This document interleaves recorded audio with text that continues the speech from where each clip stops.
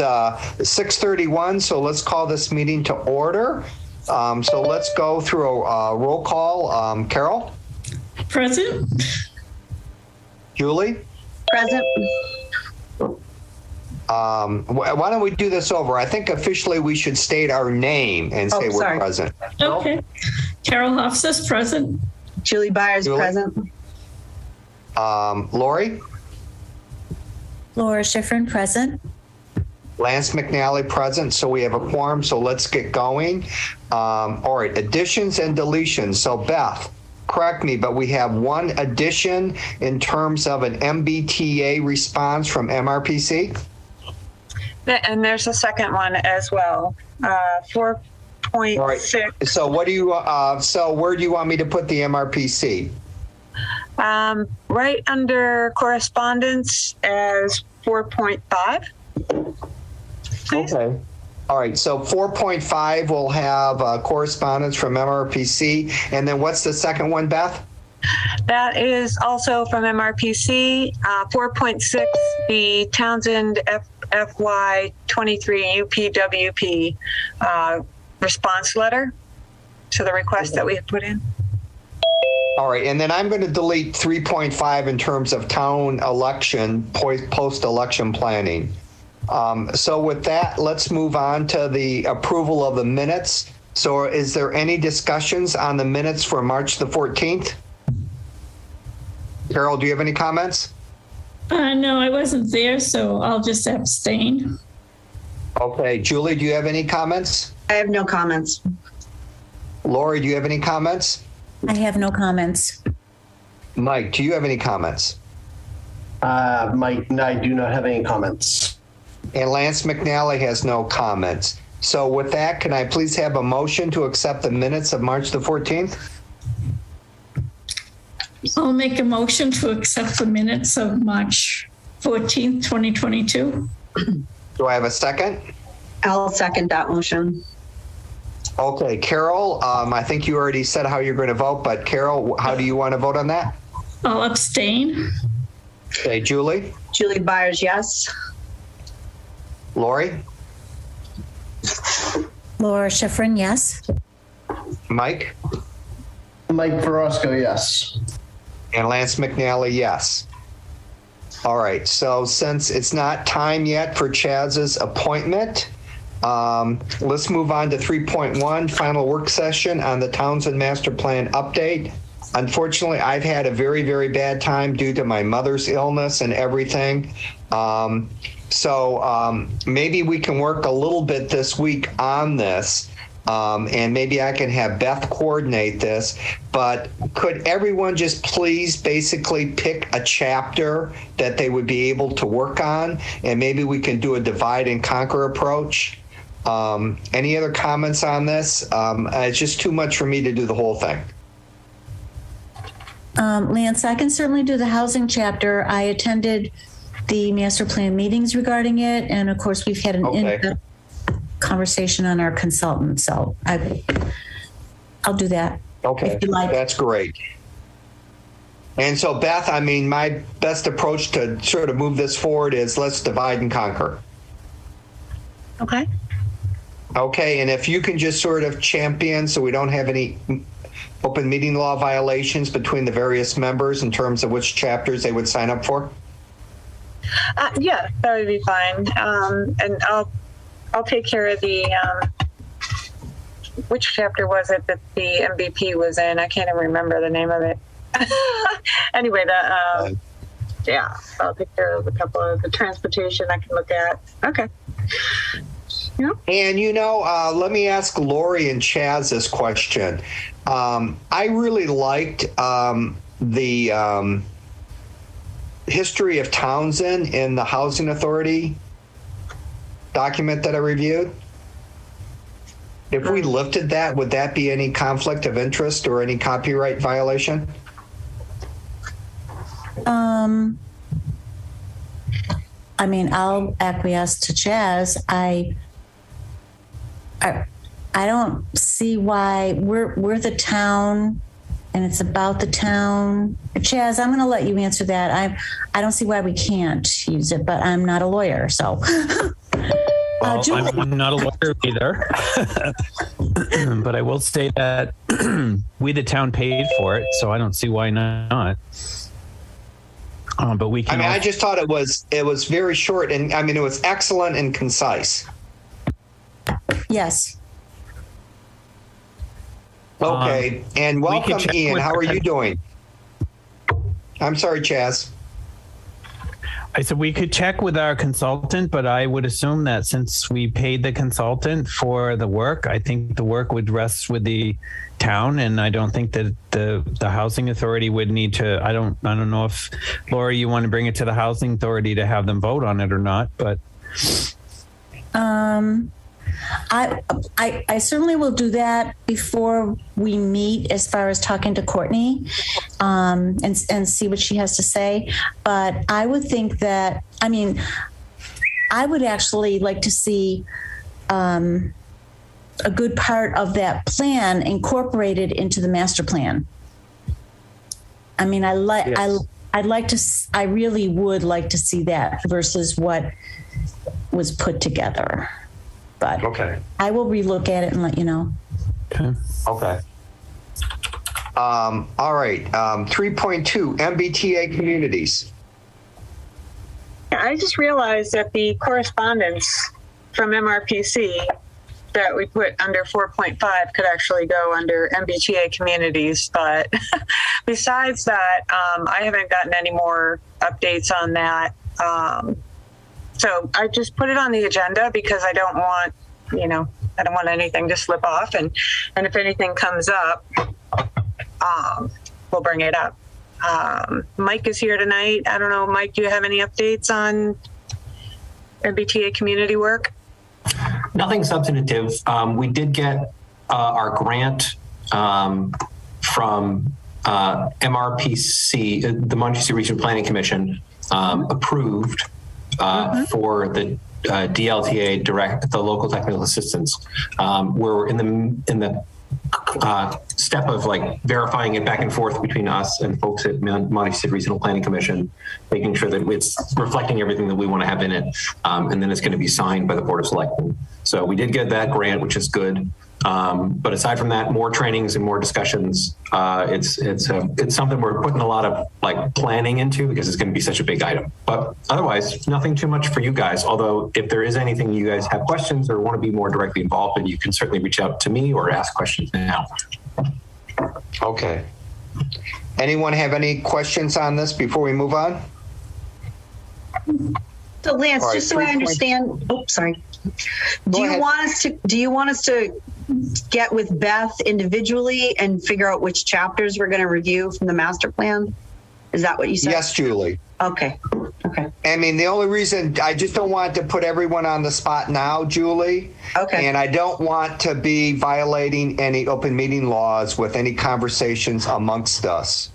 Okay. And Yep, so I think understood. the best way to do it is through Beth. Okay? Yep.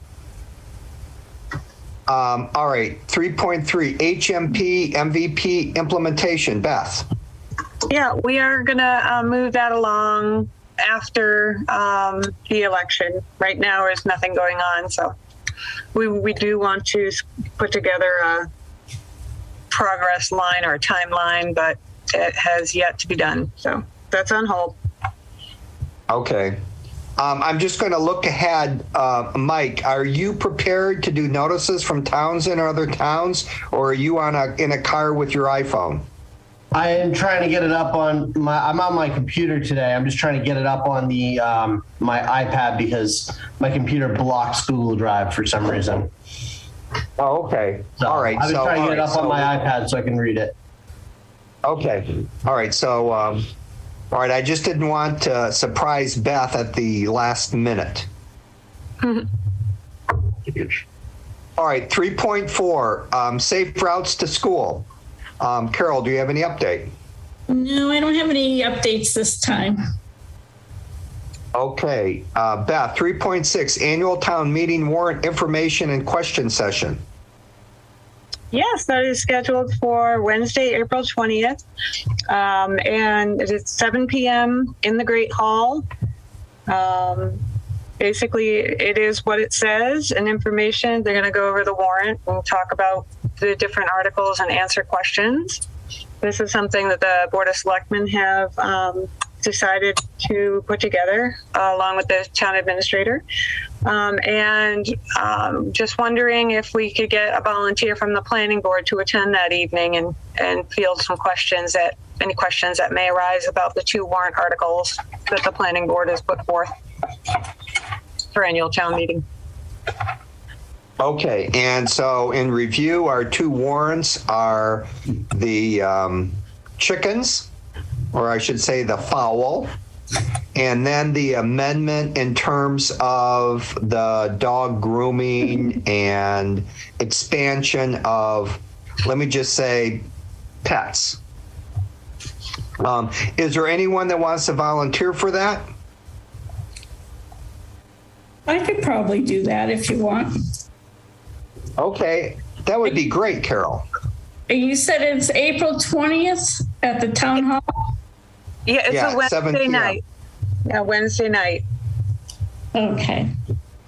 And I'll get more information as soon as I get any, if I get anything from the Board of Selectmen, I'll certainly pass it along.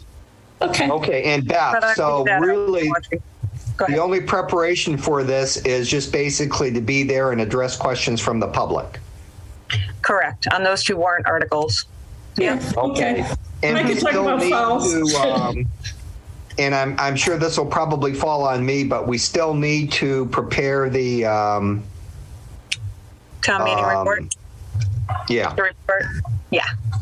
Well, I mean, you can do that after the public hearing. Okay. Fine. Yeah.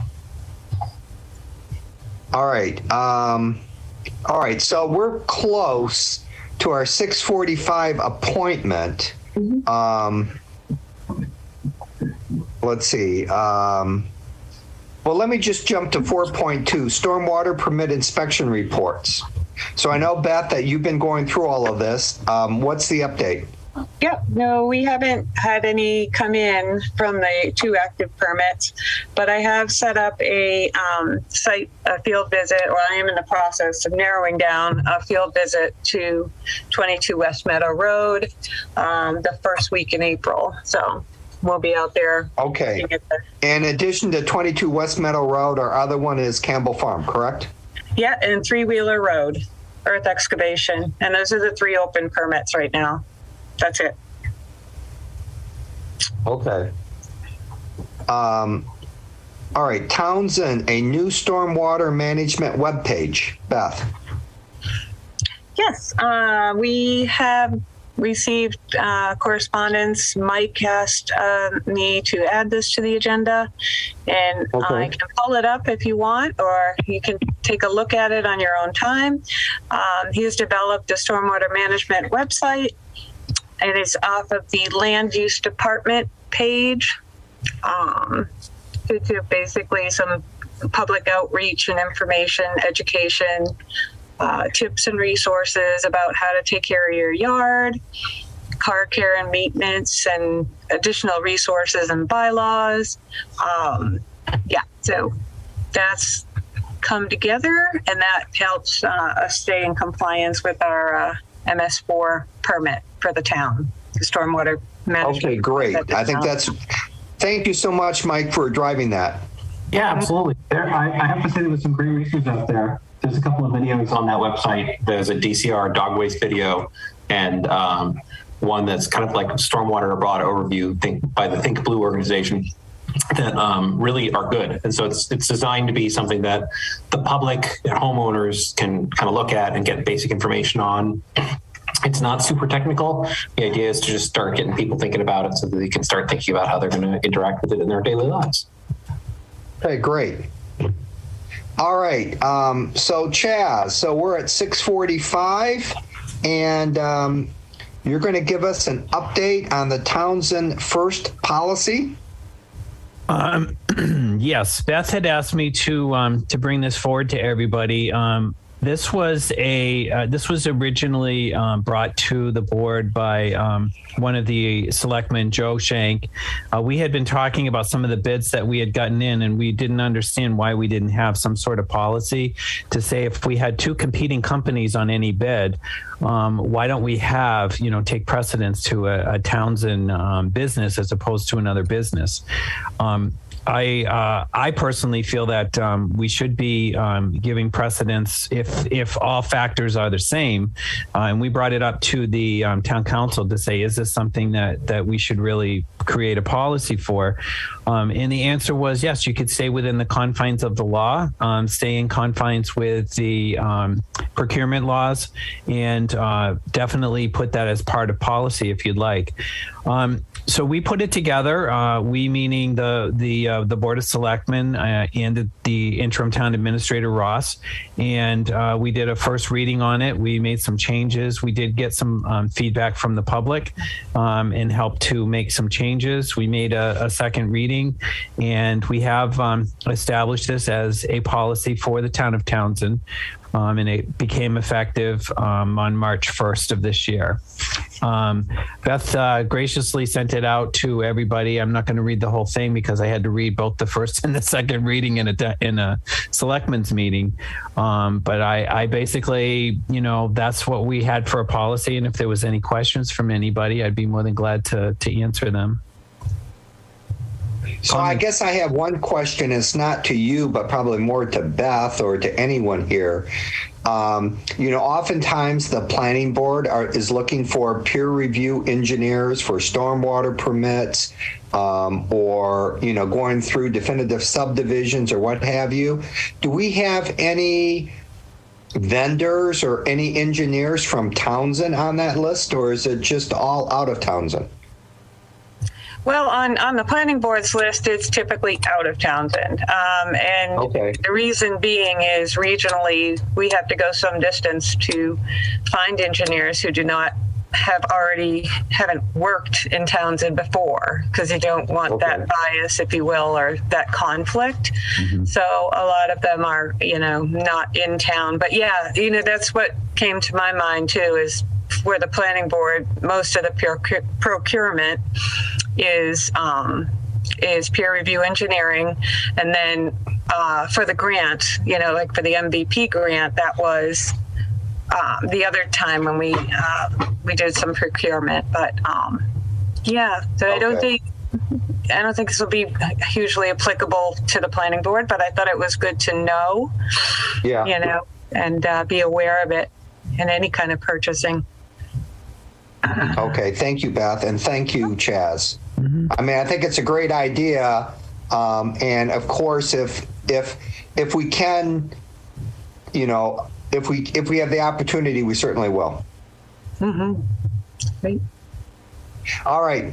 So I assume that Mike's got his iPad fired up for notices from Townsend and other towns. 4.1.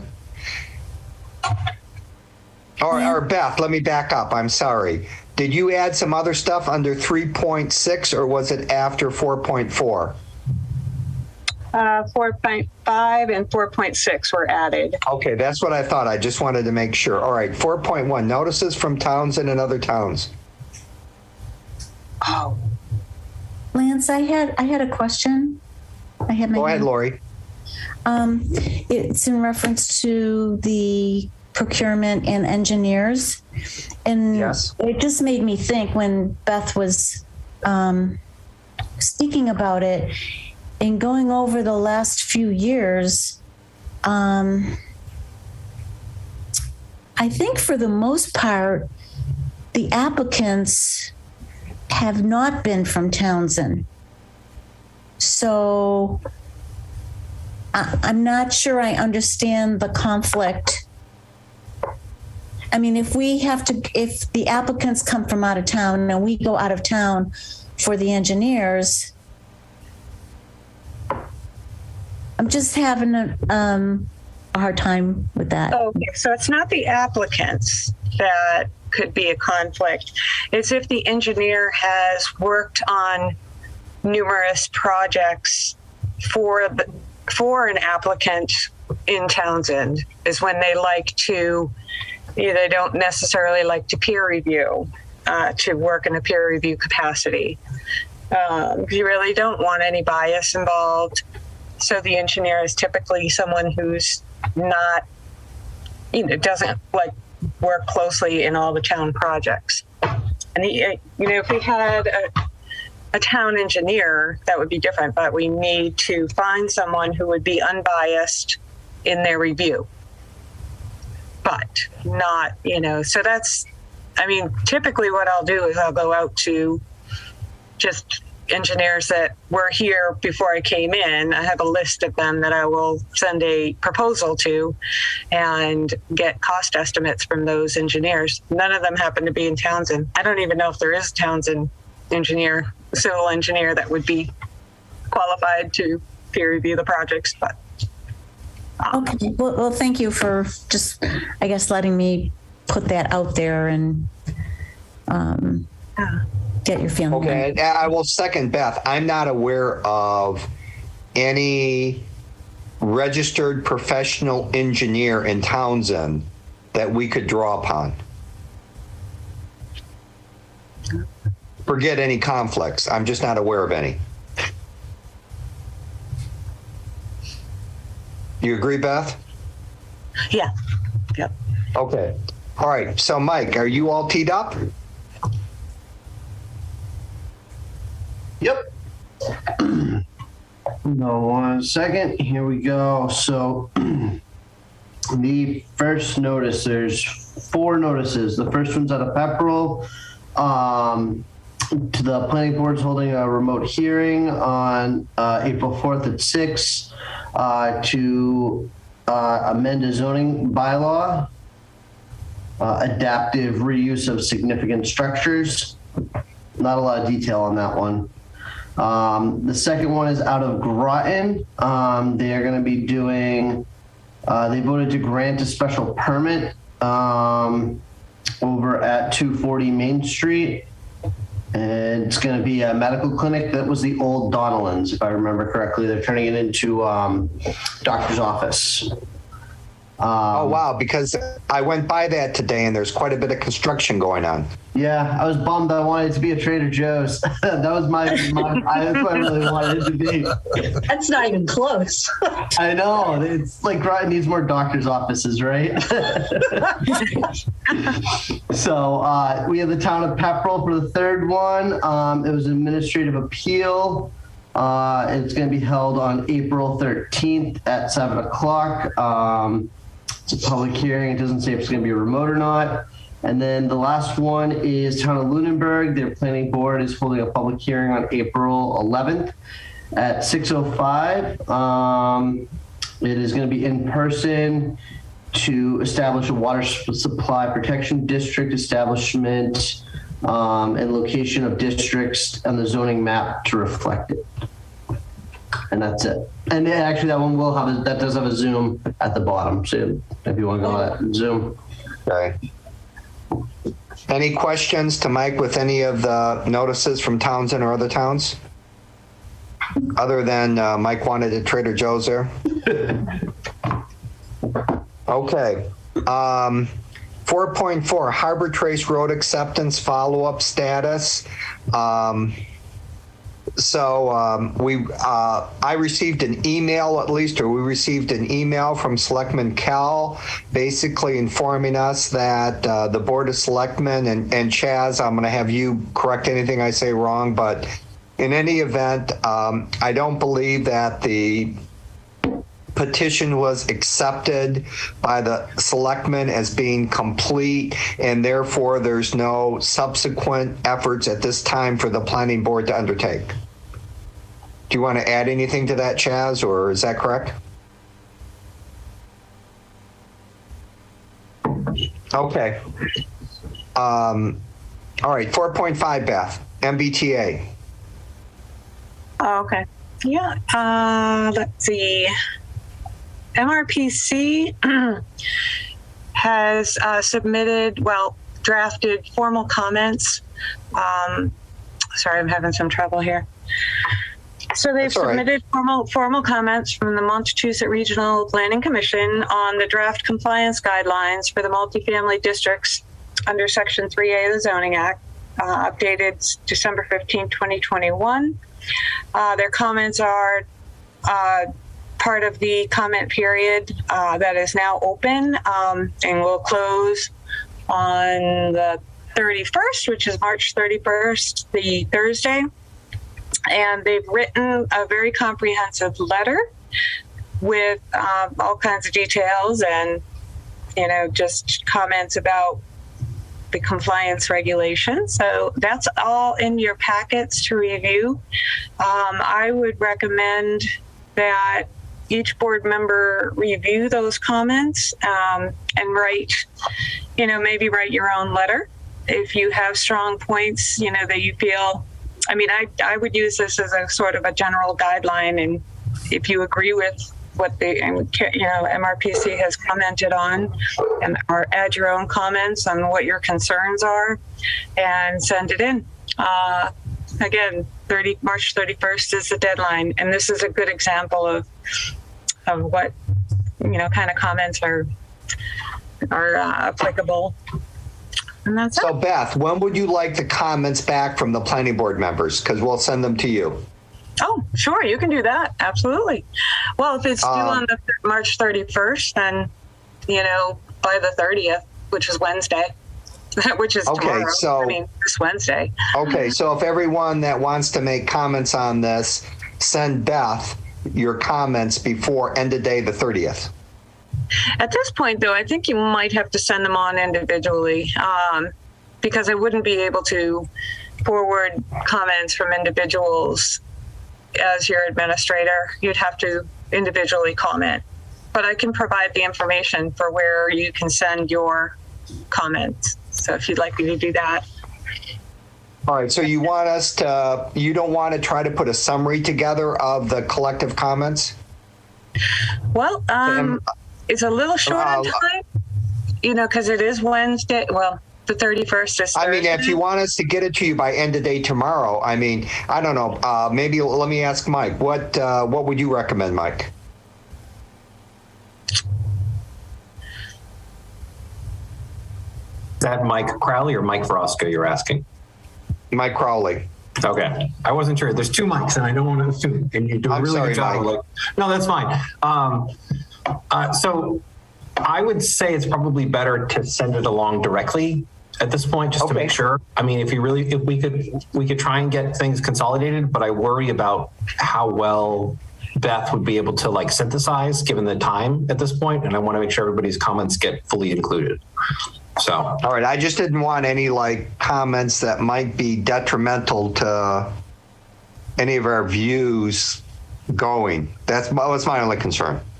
Right, and I wouldn't be able to sign off for the planning board without a vote. You know what I mean? I think at this point it's just individual. Okay. And if you have no comments, that's fine too. These are draft compliance regulations, so unless you're really familiar with the material, it's hard to comment, I think. But I assume that any comments that we send to MRPC that we should CC you on them, Beth.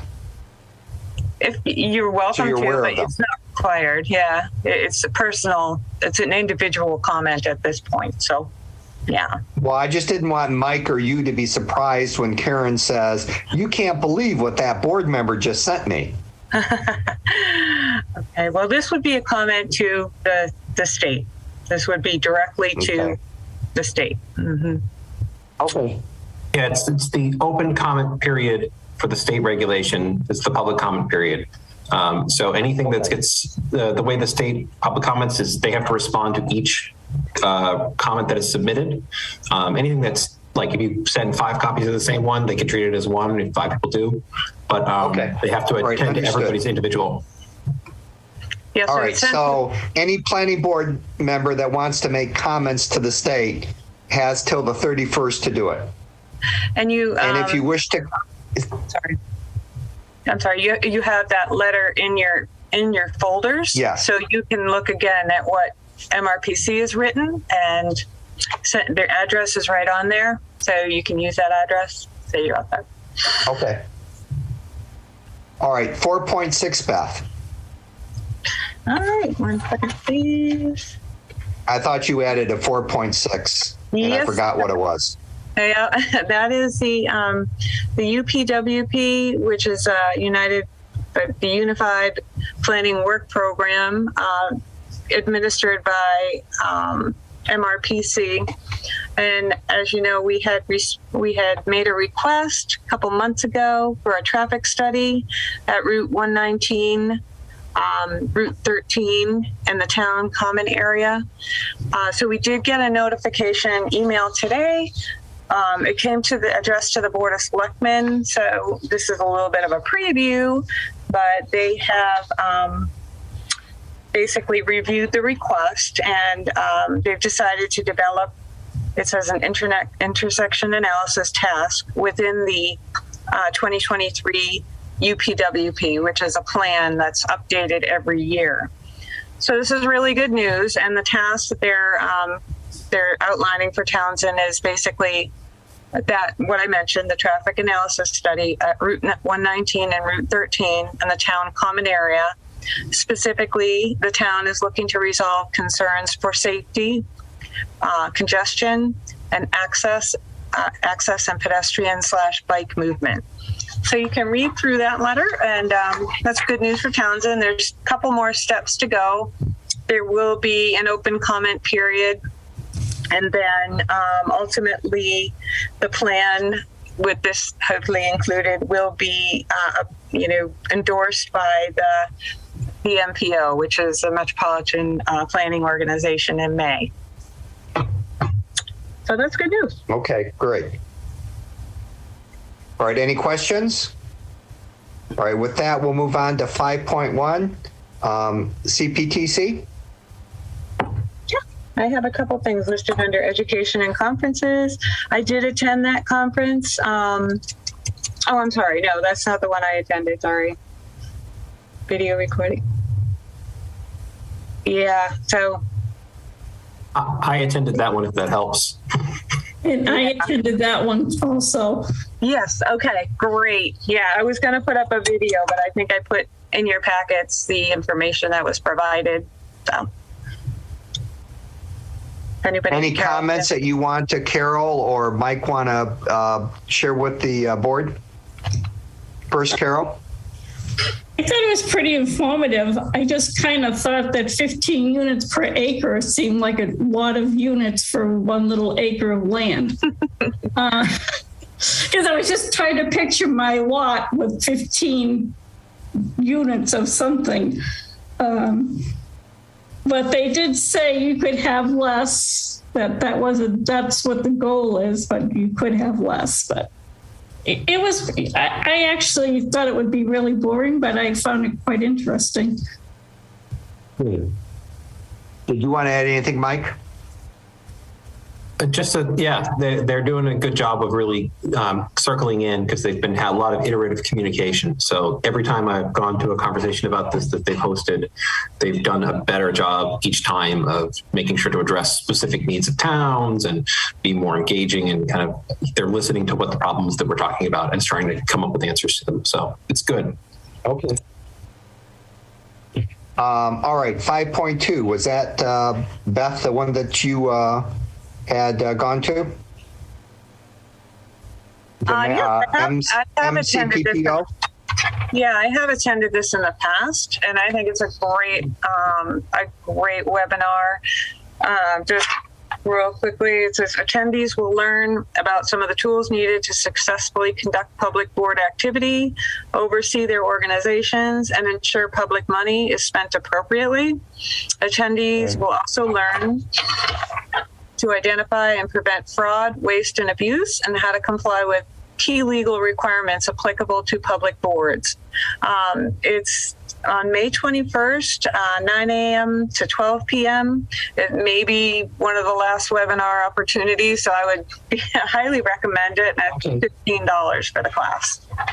So, and that date, I believe, May 21st is a Saturday. So, all right, and I believe, and correct me if I'm wrong, but this is something that the town would reimburse planning board members for attending, the $15. I hope so. I can't answer. I would assume right. that. I can say that we can use land use training funds for that if anyone wants to do that. That's you've heard it here first. So It's I would highly recommend this one. Yeah. Seems like a good use of funds right there. Yeah. And it is the Office of the Inspector General. Okay. All right. 6.1, our next planning board meeting is on April the 11th, and the town meeting is on May the 3rd. Yep. And 6.2, all right, discuss application processing for incomplete applications. Yeah, do you want to take that one, Mike? We added that on late. Sure. I just wanted to kind of make sure that the board was aware, and kind of we can talk about how we want to have for strategies. It seems like it's the norm for folks to submit incomplete applications, whether they are applications that don't include all of the names of owners, applications that don't include deed restrictions on properties, applications that don't include plans or blueprints or whatever it happens to be, or it's striking me as a consistent pattern. And it might be because we could do a better job of just having information on our website about what those requirements are. It could be that they just kind of got used to not having enough staff here in the department, and so they kind of got used to just putting in whatever they could put together and it would be fine. But I wanted to make sure that you guys knew you were aware of it, in particular because Beth, who's awesome, spends a lot of her time chasing down these applicants to make sure that she has all that information so that when it arrives at the planning board's desk, it is a complete application. But it is something that she's spending a lot of time on. And so I wanted to just make sure that you guys were aware of it. And if you had any feedback for us in terms of how we're handling it administratively, I definitely want you guys to be the people who are the decision makers on that. All right, so let me give you a couple comments. So, and Beth, please interrupt me or chime in. So first of all, one of the main things that we spend a lot of time on are A&Rs. And as part of the A&R process, Beth works with the applicant. And so far, I think that in every case, our A&Rs have been complete before they have been accepted. I mean, would you agree with that, Beth? Yeah. Now, I guess the general concern that I have is, and I don't know, Mike, if this is something that you can address or we need to address this with town council, but as you're aware that in most cases when an applicant comes in and submits an application, it starts a time clock. And I would prefer a process where the land use department can reject the application until it's complete. And the clock doesn't start happening. Now, one of the things that is in our regulations or our bylaws is that the clock doesn't start until an applicant either brings the application to a planning board meeting or submits it via, I think, registered mail. I think in a lot of cases, we have applicants that just file an application with the town clerk. And that doesn't start the clock ticking, as far as I'm concerned, in reading our regulations. So what I would like to see happen would be the land use office, if they drop off an application with the town clerk, basically to kick it back to the applicant saying it's incomplete. Mm-hmm. I mean, you may need to talk to town council on this, but I mean, those are my thoughts. Any comments, questions? So I appreciate that. One of the other reasons that I wanted to bring this up, it actually kind of reinforces some of the points that you make there, is when we had that petition for public way acceptance I discovered that in that circumstance, which goes to the Board of Selectmen, those kind of petitions, it's not, there's a vote by the Board of Selectmen to accept the petition. And so that's when that timeline process starts. Now, normally in the planning board, I don't know if we've been doing votes to accept every individual petition that come in, if that's something we're doing or not, but that would be kind of to your point, where when the clock starts would be, if there was a formalized vote at the meeting, that would be when the clock would start. And so that's I think a good point to consider, and I appreciate that. But the other end of it is, in terms of those applications that are brought in, whether they're through certified mail or if they are going and presenting to the planning board, they typically come to our office first. Should we just tell them to show up at a planning board and we'll give you a date? Or should we be, well, just so you know, you're missing 5 documents here? I personally, I would prefer, one, I think we need to double check this with town council, but I do believe that I've gone through it, that our regulations state that the clock does not come ticking until it's actually submitted at a planning board meeting, or it's received by, I think it says registered mail. I would think that you should kick it back until it's complete. So when you say with the applicant. When you say kick it back to its complete, meaning like if someone shows up with it or something like that, do we look at it before? Do you want us to be looking at it and working with the applicant to get it complete before that initial receipt? Or should we just take it and say, okay, well, here's the planning board meeting where you're going to be voted to be received, and not touch it? I would personally like the land use department to look at it beforehand. Okay. Yeah. Like we do A&Rs. I agree, Lance. Is there something like a simple checklist that could go on the cover of these, and the person has to check off that, we can create the checklist, but that they did this, and this as they're handing it in? Some simple way to remind them. There is something for A&Rs, correct, Beth? Yeah.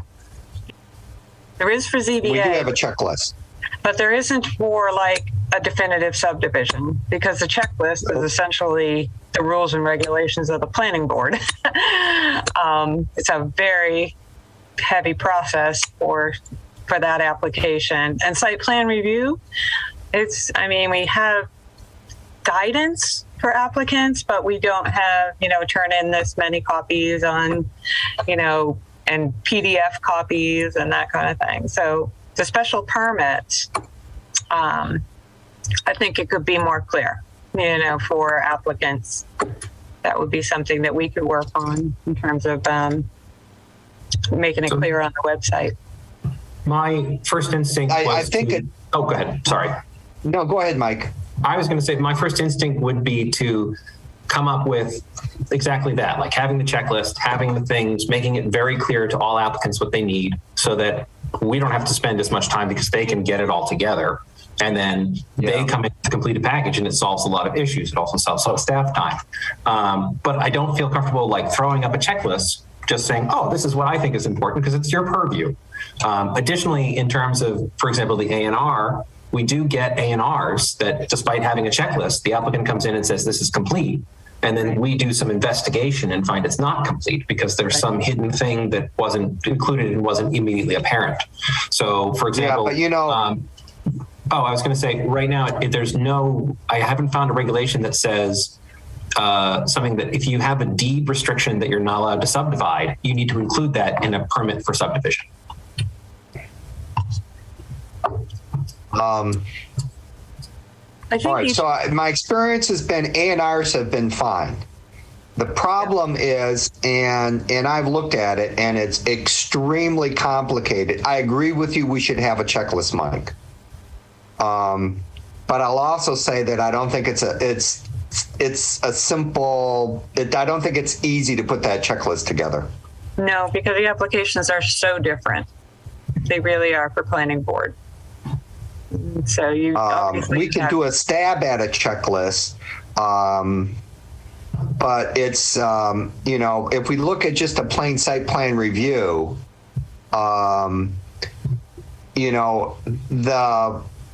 depending on what it is, the regulations can be quite involved. Absolutely. In terms of parking spaces, size of parking spaces, handicap spaces, paving versus non-paving. It's, signage, lighting, safety, traffic. It's involved. Some of those substance issues, like you're talking about, I would feel anxious about talking to the applicant too much about, because it's definitely within the planning board's purview. But in some cases, it's just, we didn't put a name on a thing. To try out an example, but it's a good example is we had that petition for roadway acceptance that came in that had the wrong street on it. And in that case, that had its own regulation. But if we have something that comes into the planning office that has the wrong name, has the wrong street, or it's those kind of things that unfortunately take multiple hours for our time to sort out. And I'm happy to be doing that and getting the applicant to where they need to be. Yeah. But it didn't seem right to be continuing to do that without at least checking with you guys so that you knew that we were doing that. And that was what you wanted us to do. Yeah. Yeah. Yeah, I'm happy to do that. Yep. So why don't we just start working on checklists, and they'll evolve over time, because we're not going to catch everything the first time. Okay. Like for example, on Harbor Trace that we just talked about, we can have, we never would have thought to put in the checklist, make sure that the names of the streets are correct. I should have assumed that. So, but I do agree that a checklist, what Julie brought up is probably the best way to go. I just think it's going to take some time and some experience to develop one. I think that's very smart to for example, I always want to hear that when someone comes to the board for anything, that they articulate all of the waivers that they're seeking. Right. Like for example, if I want to have a site plan review with a parking lot, I'm asking the planning board to waive the paving requirement. Or I'm asking the planning board to waive the particular lighting requirement to this, so that they can spell out up front where they're looking for waivers. Because a lot of our regulations are at the discretion of the board. Right. It doesn't say, some of them it's not must, you must do this, but, it's recommended you do this unless you get an exemption from the planning board. And I'd like to know up front what all of the exemptions that the applicants are seeking, rather than have to discover them ourselves. That's right, yeah. So, so Beth, I think that we should probably sort of do this as an ongoing effort with each new application that comes in, and start making the checklist. And then it'll get better over time, because we'll amend it. What do you think, Mike? I think that sounds great. And I like the idea of doing it in this process, because we're going to be transitioning to those e-permits either later this summer or in the fall. And that will help in some ways, because you literally, if you don't have the right attachment, it won't process. So that'll help. But having these conversations now help inform that. I think it sounds good. I like the fact of being able to work with the applicants a little bit in getting everything ready. We've had conversations about, if an application comes in incomplete, but with a check, can we hold the check while they finish their complete application, or is that the receipt point that we have to stop because the regulations say that they have to refile later? And if they're pulling everything out and bringing it right back in, is that a refiling or things like that? So some of that administrative. Well, I think so. My personal opinion is if someone comes in with a check and an application first of all, it's not formally accepted until it goes like to a meeting, but that the land use department should have the option of declining the application if it's not complete. We should not cash the check. But I think that we need to get guidance from town council on what the exact process should be. I can follow up with him if you'd like me to. Absolutely. Yeah, this is great. Yeah, I mean, because if I come in with an incomplete application, we're wasting, land use resources. We're wasting planning board resources for someone to come to the planning board for us to tell them, you need to go back and do this, this, this, and that before we can actually consider this and then continue the meeting. But I just want to make sure that we are compliant with state law and aren't just creating some constructive approval on something because we didn't take any action. That's that's definitely worth following up. Okay. Any other comments from any other board members or Chaz? If anyone has any thoughts on things they'd like to see that would help them be informed for what a final application would be, feel free to shoot an email to me or Beth with that. Okay. There are certain things that we're running into, like there isn't as much of a regulation about actually the number of planned copies that are supposed to be submitted. We just came across something along with that on some permit applications. Yeah. And so if there is I want every planning board member to have a copy of a plan, well, then we can make sure that that is a listed item. And so, Mike, I think this is going to be something that's going to be work over time. So when the next application goes in, let's just start with a checklist and then, develop one and then approve it with the next one and the next one or what have you. Does that make sense? I don't have a lot of experience, as you all know. I'm sort of new to this, but I do agree with Lance that there should be some sort of, or I guess Mike in this case, there should be some sort of no order board, something like a pattern that you can actually see. And also it will be great, or the idea of actually being transformed, almost like a living document, like transforming every now and then, and it will see we're missing this, or we should have added this. It's a really neat idea, and it's easy to follow too, because you don't have some rigid document that you have to always abide to. It's always you will have, I guess, some leeway to put what you need and what you're not to. So yeah, I agree with it. Yeah, and what's really tough, Ian, is if you look at our bylaws and our rules and regulations, it's not like there's a chapter on site plan review. I mean, you have to go through 300 to 400 pages of code to come up with your checklist.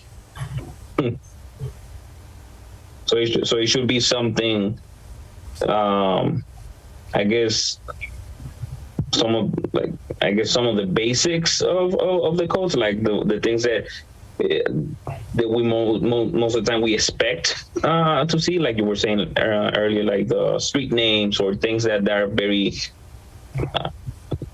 important, but you are willing, or not you're willing, what's the word? You are seeing constantly in other sort of A&Rs and things like that. So okay. Yeah, I mean, I think it's something that we need to work on, but I think it's something that is, A&Rs are fairly straightforward, but I think that when we get into special permits, it gets a little bit more complicated because of all of the various factors. Yeah. But I certainly agree with Mike. I'm in the same boat. I really like, Lance, your idea of that iterative. And maybe what I'll do is we'll start putting together checklists, and you'll see this kind of bullet point on the agenda every so often going forward. And we'll just come back and say, this is where we're at. What do you guys think, as we kind of update and that I started nature? And I started, Mike, working on a checklist for the mobile food court. Oh yeah, I think I spent 3 to 4 hours just working on a checklist. Yeah, and it wasn't I'm glad complete. that you can appreciate that these things do take a good amount of time for what seems like it should be a simple thing. So thank you for that. Are there also samples available, or if we redacted any type of personal private information, would there be an ability to have a sample on the website so that people could see what a package looks like when it's complete, or what we consider to be complete? I mean, I guess in my time, what I can say, Julie, is so far and I'll let Beth jump in, she may disagree with me, but so far with my tenure here, it sort of seems like in a lot of cases, everything is unique. If I look at the OSPD that we did for Campbell Farm, if I look at Zero Seaver, they seem like they all have their idiosyncrasies. So how do you determine when something is complete? If everything is different, how do you guys figure if it's complete or not? Things that we run into sorry, I thought that was me. I apologize. I'm sorry. I was looking at you, Mike. Sorry. So things that come up that we see is if a property has multiple owners, but not all owners are listed, that is incomplete, because you have to show each owner in an application. But that can be challenging because we get the application and then we have to go and do research on the ownership to find out that there's a challenge, there's a miss, because it's not just we click a button and we see. So that takes time. If there are specific types of plans that are required, like whether they are site plans or engineering site plans or just a rough sketch, that's all kind of subjective. And so we might get, at different points in the process, having any one of those is great. Yeah. But when you submit the final application, what is it you need there? We'll build up a list because in some cases it feels like it should be obvious, but we run into a lot of issues like, that just come up that are like, oh, I guess we need to check this to make sure that like the street is correctly named or things like that. And that's not so much what would be something we qualify, but like, is the phone number that you've listed as the phone number for the applicant actually belong to the applicant? It's in some cases it's surprising. It's just, I've been surprised with the level of inaccuracy in our applications and incompleteness that makes me feel like this is something that you guys should be aware of so that you can make a decision on, because it's not just, oh, I forgot to attach an attachment. In some cases it's things like if I would have expected that a copy of a deed and any restrictions on that deed would be included with the application package, and that's not actually like all easements need to be noted. Yeah, that's not actually listed as a requirement right now. And so it's something that when we get an application, it's not technically incomplete, but then we have to do a bunch of work to get it, to make it complete for the purposes of what you guys will need at the next meeting. And that's what I'm saying. How do you know what's complete? So if they're all going to be a little bit different, what I'm trying to say is maybe part of this is a standardized checklist for the things that you were just talking about, and then it'll probably change depending on what the project is that they're submitting an application for. Yeah. And in some cases, that's why we go through a peer review, where we have a peer review engineer dot all the I's and cross all the T's, because, like, for example, I'm not a stormwater expert. And, we may have this requirement, but I'm not competent to be able to say whether or not it's met or not. So the substance issues like that are not as much of a concern. Like those are issues that need to be addressed, but in some ways I feel like that's more appropriate to give to the planning board. It's if a permit application is required to have a stormwater management plan, and then they drop off the application and it doesn't have a stormwater management plan. Right. Or they say, oh, it's we're going to send it on later. Because there's a lot of stuff that Beth sends out to everyone what you need to have when your application comes in as early in the process. And then we get a fraction of that. And then Beth follows up with, oh, you missed these 3 things. And then we get 2 of them. And then Beth follows up. And then we get that last thing. And it's just a lot of time that Beth is doing a lot of work. And I'm happy to work with folks, especially if regulations aren't clear, which is why I'd love to have, like you guys are talking about, a checklist or a sample package, something that makes it very clear to them so they don't have to spend much extra time. But it also can kind of give us the benefit of the doubt in that, like, okay, I feel like you're just not trying now. So the problem is not even the application right now. So what you're telling me is the people filling up the applications that sometimes let things like fall and then you just don't pick it up. I don't want to put any intent on anyone right now. Like there's in some ways, like I don't want to say anything against any of the applicants that we have right now in town. That's absolutely not. I think a good starting point is today I had a phone call because an applicant didn't know the right amount of information they needed. And I spent 15 minutes on the phone with them because I couldn't find it. And so if the applicant can't find it and I can't find it, let's start with that this is step 1.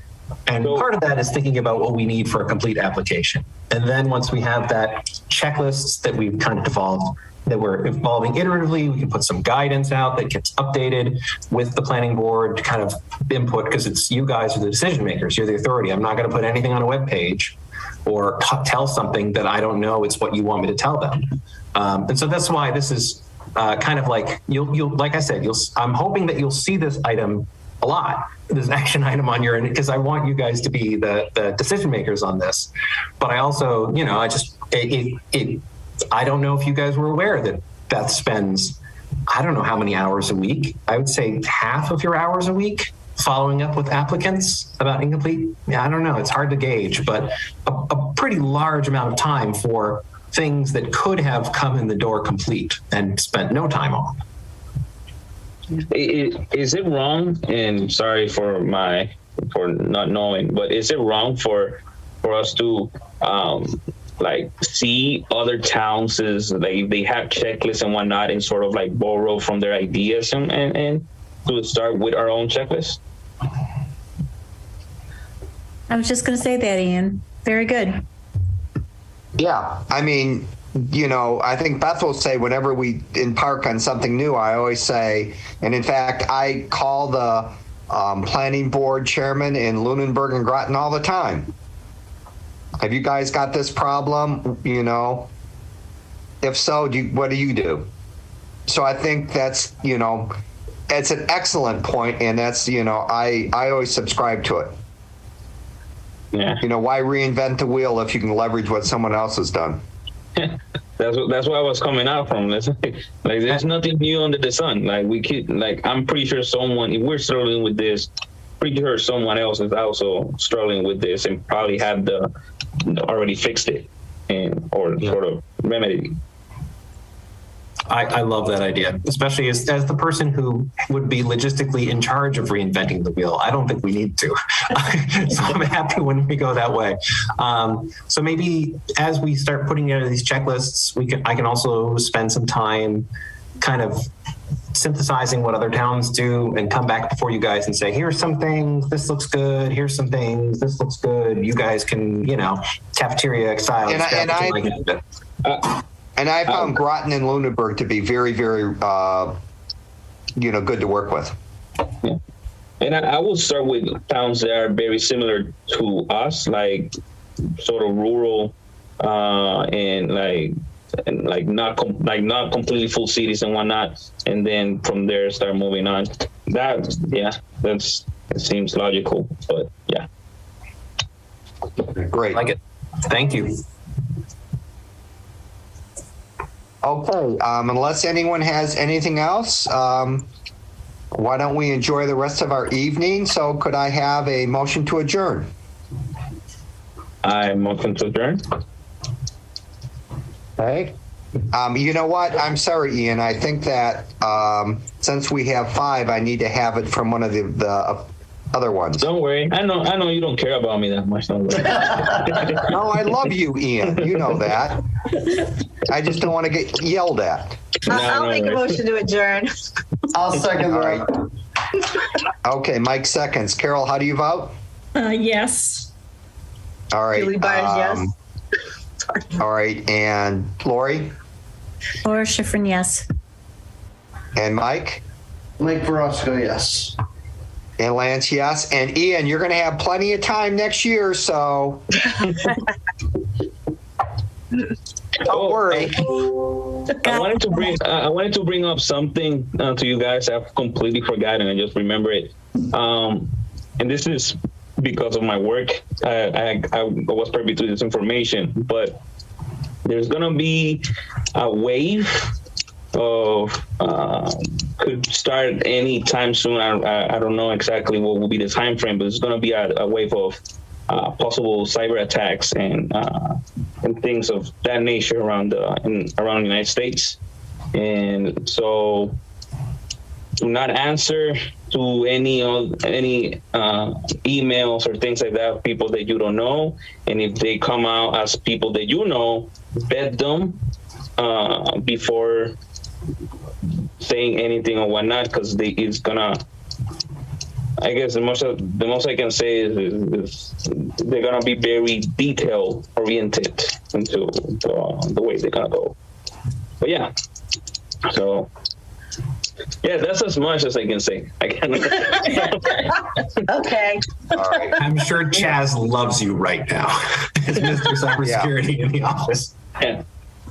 Yeah. So yeah, I just wanted to put that out since I worked with Insider Threat so long. So. Thank you. Okay. All right. See everyone. Night. Have a good night. Night.